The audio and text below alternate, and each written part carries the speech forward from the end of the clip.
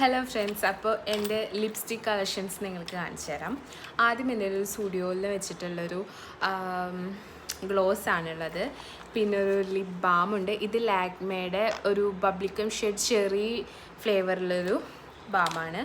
പിന്നെ എൻ്റെ അടുത്തുള്ളത് മൈഗ്ലാമിൻ്റെ ഒരു ലിപ്സ്റ്റിക്കാണ്.